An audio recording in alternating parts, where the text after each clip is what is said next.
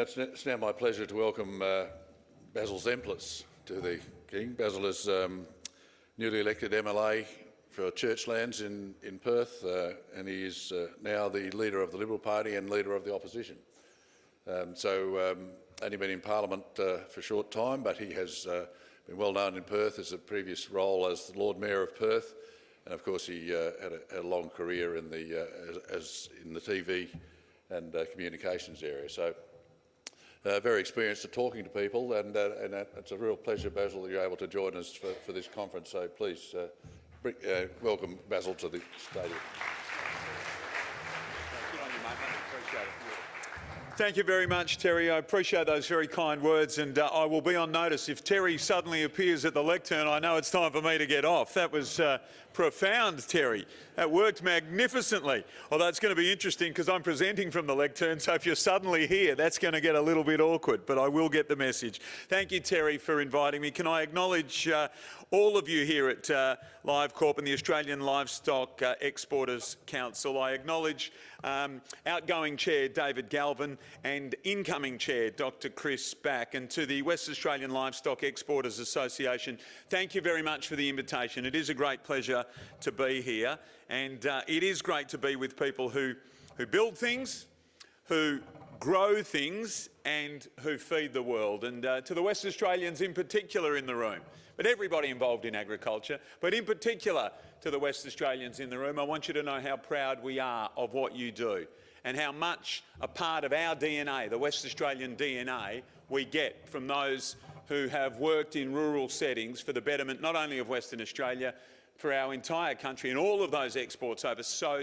many years, and ultimately the world is a better place because of what we do here in Western Australia. And as the new leader of the Liberal Party, I do want you to know how proud we are of your contribution.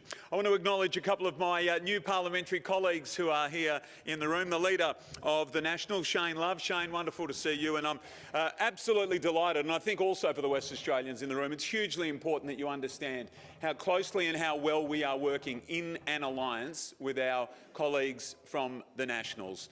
We are working our way towards a more formal coalition, and that's something that I think both organisations at a parliamentary level feel will put us in the best position for electoral success in 2029. But I just, on a personal note, want to thank Shane for his great leadership and tutelage, someone who's been there and done it, and he's been a tremendous partner in Parliament. To Peter Rundle alongside him, the Deputy Leader of the National Party. Pete, thank you also for your great leadership role in our team. And to one of my new colleagues who sitting down the front with me, lots of energy and certainly a sign of the great things to come from the Nationals as part of this new swing. And to Lockie Hunter, the member for Central Wheatbelt. Lockie, thank you for your camaraderie, your friendship and the great collegiate approach with which we've been able to hit the ground running. It is only 8 months, believe it or not, 8 months of this new parliament, which means for me 8 months as an MP.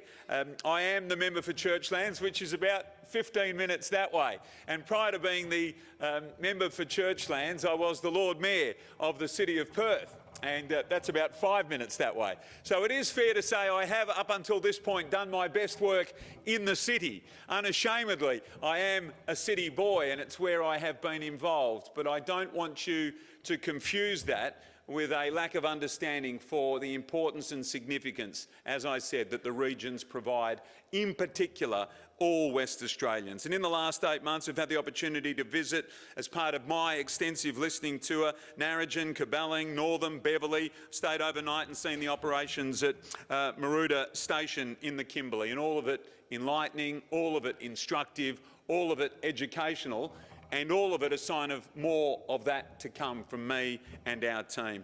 And why? Well, for the WA Liberals, for the WA Nationals and for our alliance, agriculture matters. Agriculture matters. And along with mining, it is what makes Western Australia matter and what makes Australia matter in the global economy. That's what you deliver. Too often the state government here in Western Australia hasn't understood your work and doesn't back it, or hasn't been proud of it. But today I want to make it absolutely clear we do understand it, we do support it, and we do back it. Which brings us to the live sheep export and in particular, important for you to understand our position. We absolutely support the continuation of the live sheep trade. We fix problems. That should be our mantra. That's our mantra. We fix problems, not destroy industries. And what has taken place and what is taking place is not right. It should be our job as leaders to lift standards, not to push jobs offshore. And this is a West Australian industry. In recent years, around 99% of live sheep exports have been from WA, something you all know. And on that note, relevant and appropriate that I acknowledge the great spirit and the great passion which was displayed around the time of the last federal election during the Keep the Sheep campaign, where the banners proudly are displayed over there. And that sight of 3,000 of you up and down St George's Terrace making your point so passionately is something that all West Australians, and indeed all of those in agriculture around the nation, we're extremely proud of. Over the 5 years to 2023, as many of you will know, the trade averaged about $143 million per year. And the flow-on impact is enormous. It's jobs, it's regional towns, it's a pathway for sheep and a partner for wool. That is the absolute reality of what the live sheep trade delivers. And federal Labor's blanket ban is both ideological and it is extreme. It doesn't improve animal welfare. It shifts the trade to lower standard competitors. Australia has some of the highest animal welfare standards in the world. We don't just export sheep, we export standards. And if we walk away, those standards don't follow us. They disappear. That's the leadership role that you have played.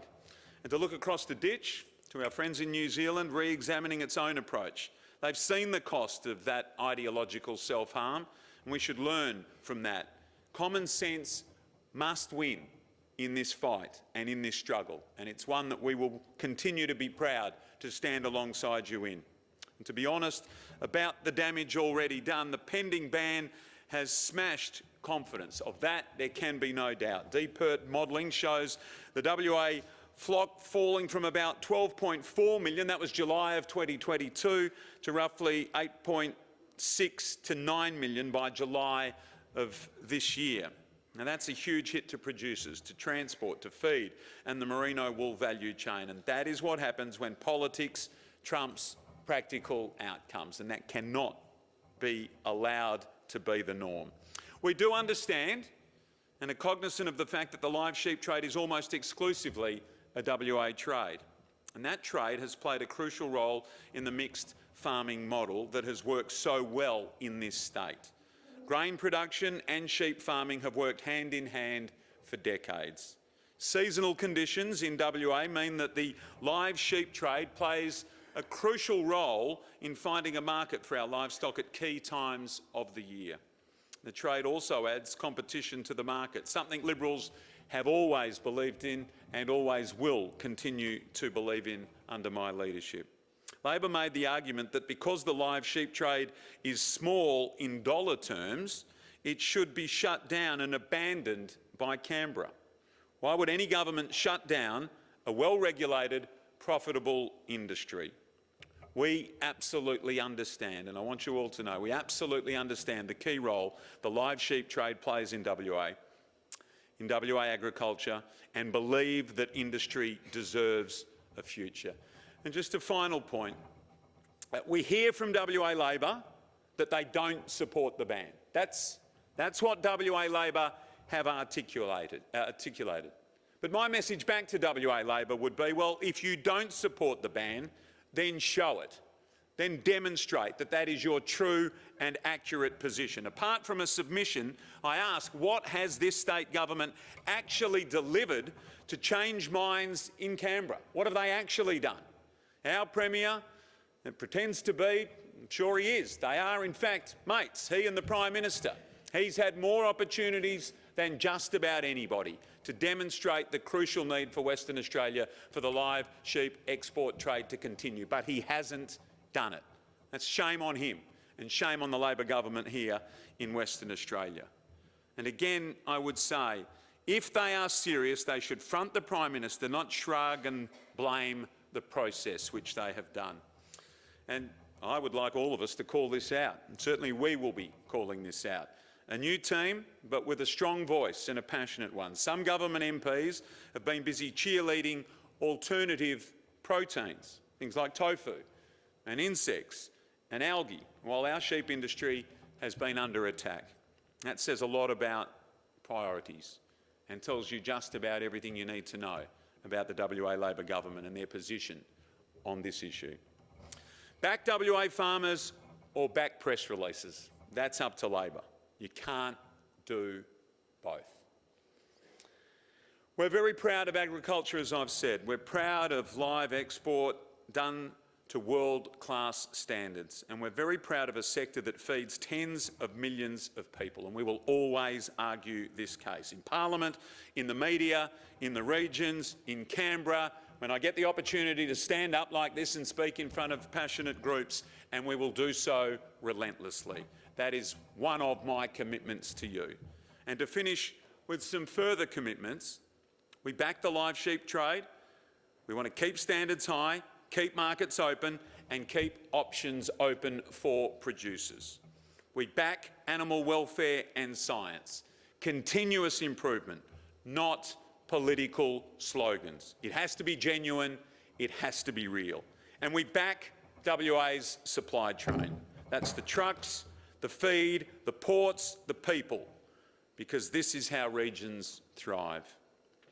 And I just want you to know before I conclude that we, as I've mentioned, are out in the community and are listening.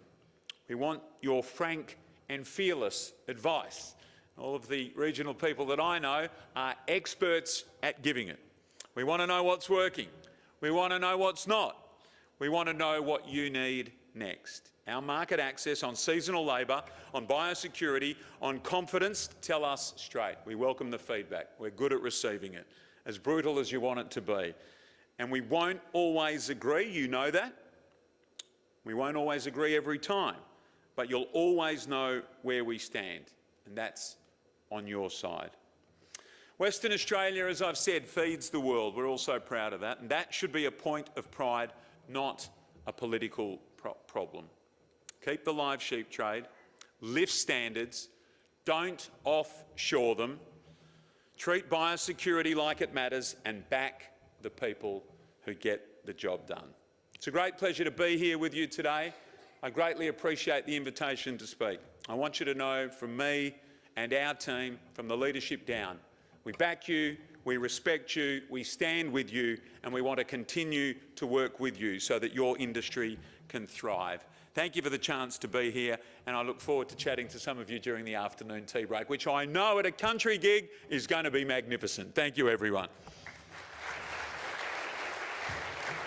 Thanks, Basil.